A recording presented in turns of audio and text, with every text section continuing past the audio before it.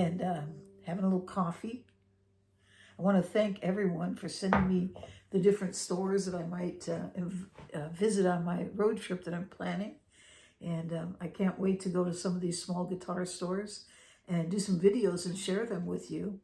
I can think of a few I've been to already. I wish that I was doing videos at the time. Of course, this channel's all new. It's only been like 2 months now, but in the future, when I go on these road trips, I am going to make sure I get some videos for you. So if you have any stores you think I should visit, I'm not talking about the guitar centers. I'm talking about the little small privately owned or smaller shops, or maybe just unique stores. Let me know about them. I can think of some like the Denver Folklore Center. I don't know if you've ever been to the Folklore Center in Denver, Colorado, but oh my goodness, I went to a jam when I was there, and it was just so much fun playing along with some of these people. And I went to acoustic music store in Salt Lake City. Now there's a great place. They have a lot of Breedlove guitars there, and well, they just had a lot of unique instruments. Had some special luthier on display, guitars on display, let's see, what else did Music Villa, that's another one I've been to. In fact, that's where I bought this one, at Music Villa in Bozeman, Montana. If you're ever in the area, I bought my James White guitar there as well. So they have a lot of beautiful instruments there, and I can't help it. I start fooling around the guitar. It's like, oh, that sounds good. But if you're ever in Bozeman, you have to go to Music Villa. It's just a very unique guitar store with some really great people there that I enjoyed so much talking to. So with that, if you have any stores, let me know where I should be going on this road trip coming up.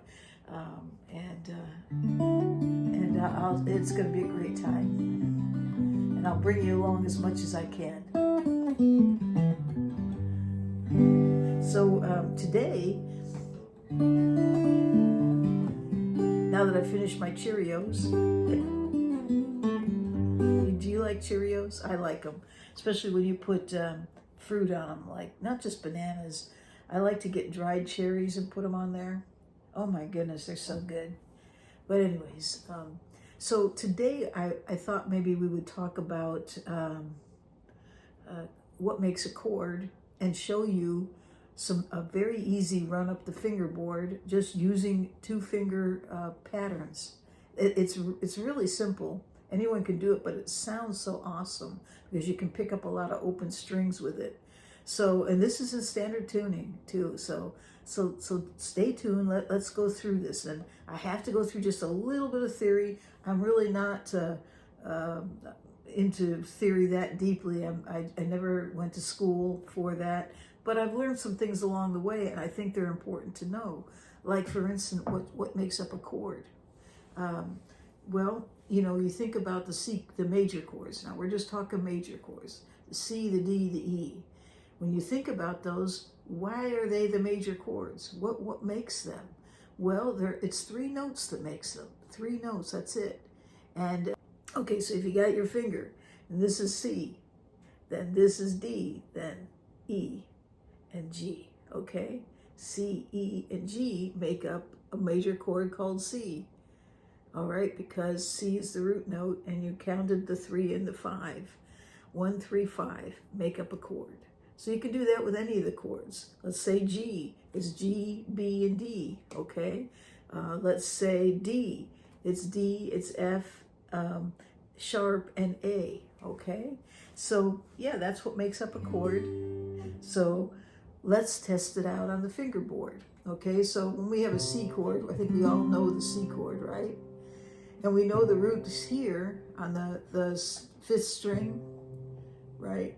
3rd fret, that's C. Okay, if you take your pinky finger and you put it on the 2nd string, okay, go to the 2nd string, and you're going to be now at the 5th fret down, okay? Guess what? You are now picking up 2 of the notes of our 3 of our three, our 1, 3, and 5. And in this case here, we have the C and the E. So there you go. There's your first pattern or your first formation. And I'm plucking with my thumb and my fingers. My thumb takes care of the bottom strings. My 3 fingers take care of the top strings. So in this case here, you're just plucking, I'm plucking with my middle finger and my thumb.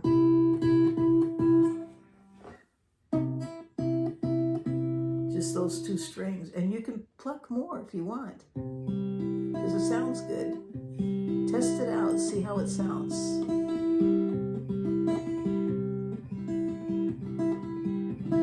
And that's the C. See? I'll go back to C, see? So that's another way to do C. Of course, you can do C like this, and you can do C like this, right? You can do C like this. There's lots of ways to do C, but in this case, we're doing it easy, just 2 fingers. Now, if you take that and you slide it up 2 frets, now your pointer finger is the 5th fret up on or the 5th string, and the 5th fret up, yeah.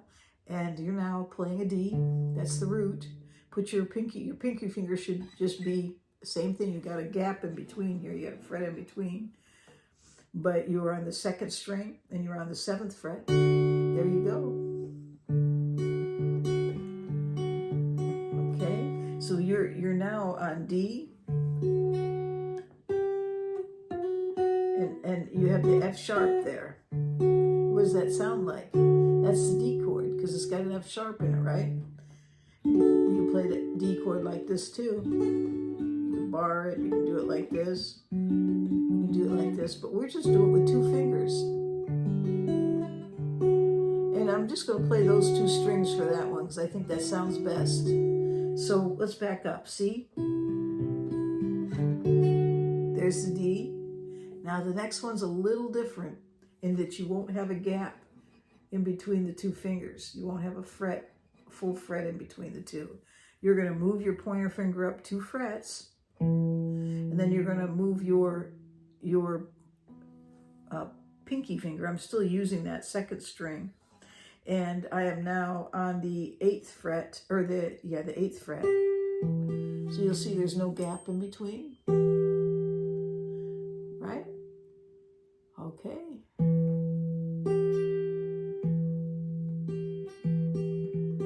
So that's the E and the G. So it's like you can use that in place of a G chord. Hear that? So we got C, D, G. Instead of doing it up here, we're doing it here. Sound good?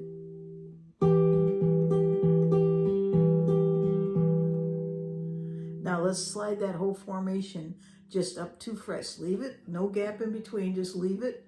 Just slide it up 2 frets. Okay, so now you're at the 9th fret for your pointer finger, right? And your pinky finger, what is that? The 10th fret and your 2nd string. Okay, back that up. 2 frets, you go back and forth with that. Okay. So that's the F sharp and the A.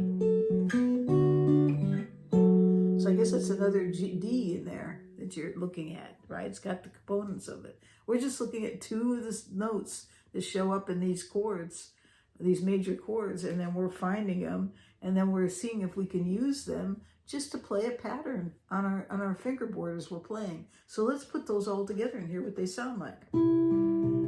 C, D, G, D, there it is. I think it's pretty simple, and I think it sounds good.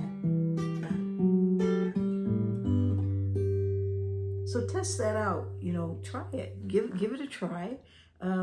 You can alternate as well. I don't know if you remember the Blackbird song. They use those 2-finger chords in that throughout that whole thing. And when they're playing that song, I don't want to play it because I'll get a copyright, but there it is up there. And so again, I'll get a copyright if I go play that song. I just know I will, especially because there's a new one that just came out. I love that old song. It's a great song. But anyways, that's a good example of using just those 2-finger formations up the neck and getting those beautiful sounds.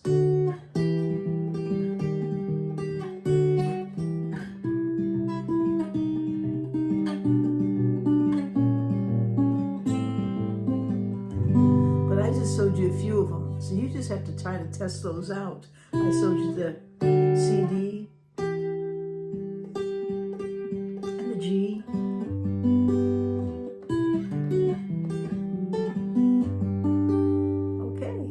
So have fun with that. I hope you can find some good things in that today. And so I'm going to end right there. I hope you have a great day wherever you are in this world. Cheers.